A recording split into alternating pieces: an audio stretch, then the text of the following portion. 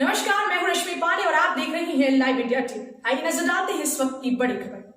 जिले में एक दिल को झकझोर देने वाला मामला सामने आया है, जब एक दिव्यांग व्यक्ति पीएम आवास के लिए अधिकारियों के चक्कर लगाता रहा, लेकिन उसे पीएम आवास तो नहीं मिला, मगर आज उसकी जिंदगी की डोर टूट गई। यूपी में नौकरशाहों की जिम्मेदारी मर चुकी है, जिम्मेदार नौकरशाहों की संवेदनाएं मर चुकी हैं और आज मर गया वो इंसान जिसने नौकरशाहों से न्याय की उम्मीद लगा रखी थी।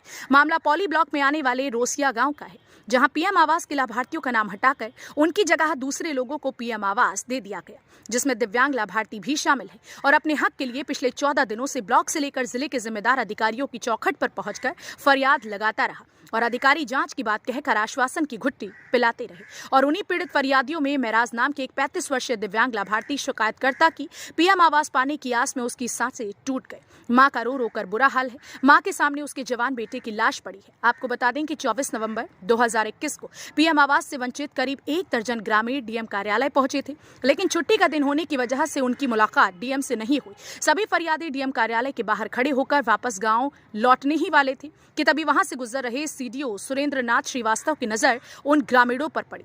सीडीओ साहब ने अपनी गाड़ी रुकवाई और ग्रामीणों से उनकी फरियाद सुनी और कार्यवाही का आश्वासन देकर ग्रामीणों को वापस घर लौटा दिया था। लेकिन करीब 1 हफ्ते बाद फिर वही ग्रामीण डीएम कार्यालय पहुंचे और पौली ब्लॉक के वीडियो पर बड़ा आरोप लगाते हुए बताया कि वीडियो साहब ने आवास देने से मना कर दिया और कार्यालय से उन्हें भगा दिया। लेकिन आज आवास से वंचित उन्हीं पीड़ित ग्रामीणों में एक दिव्यांग फरियादी महराज अहमद की सांस टूट और अपनी मां को अकेला छोड़कर इस दुनिया को अलविदा कह गए। बुजुर्ग मां का रो रो कर बुरा हाल है, क्योंकि 2 बेटों में से उसका एक बेटा अपनी मां से अलग रहता है और इस बुढ़ापे में दिव्यांग महराज ही उसकी जिंदगी का आखिरी सहारा था। घर पर बेटे का शव पड़ा हुआ है, मां रो रही है और गांव की पंचायत से लेकर अधिकारियों तक को कोस रही है कि अधिकारियों की उदासीनता और लापरवाही ने उनके बेटे को छीन लिया, क्योंकि आवास न मिलने का गम और अधिकारियों की उदासीनता को महराज ने अपने सीने में दबा रखा था और दिव्यांग महराज इस दुनिया को अलविदा कह गया।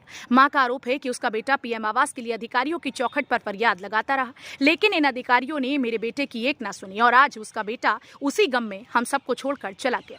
वहीं इस पूरे मामले पर परियोजना निदेशक दुर्गादत्त शुक्ला ने दुख जताते हुए पीड़ित परिवार को उनका हक दिलाने के लिए फौरन बीडीओ को मृतक के घर जाने का आदेश दिया और जांच कराकर दोषियों के खिलाफ कार्यवाही की बात कही।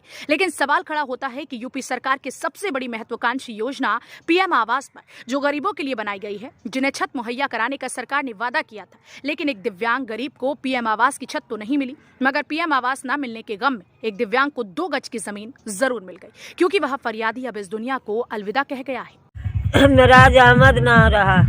हाँ, महराज अहमद चिंता से मार गए बाबू, हमारे क्यों नहीं सहारा। काहे आके चिंता रहा? चिंता रहा ये आवास के बारे में ही, विकलांग के बारे में। विकलांग रहा कि प्रधान दौरा दौरा हमारे बेटवा का 3 महीना से मार जा रहे हैं, उनके धड़का उभर गवा, बस वही वही मर गए न। हमारे बाबू हमारे क्यों नहीं है, हम माई पुता रहे हमारे क्यों नहीं है। आवाज सबका दे दिए न, राहुल प्रधान हमारी आवाज उठा के दे दिए। अधिकारी लगे नहीं गिला ना, अधिकारियों लगे गए न, अधिकारी लोग नहीं दिए न हमारे बाबू का। हमारे बाबू का उनका कीड़ा पड़ा है, जैसे हमारा बाबू गवा वैसे वो लोग जाए। हमारे बाबू का नहीं दिए, हमारा बाबू 3 महीना भूखा प्यासा दौड़ा, यहाँ से खलीलाबाद ले हमारे बाबू नहीं दिए, निगराना पड़ा है। देखिए, मेरे यहाँ लोग आए थे, मैंने 10 तारीख लगाई थी जांच भी, चूँकि खंड विकास अधिकारी छुट्टी पर थे और जो दिव्यांग था उसके संबंध में मैंने तत्काल दिव्यांगजन अधिकारी से वार्ता किया।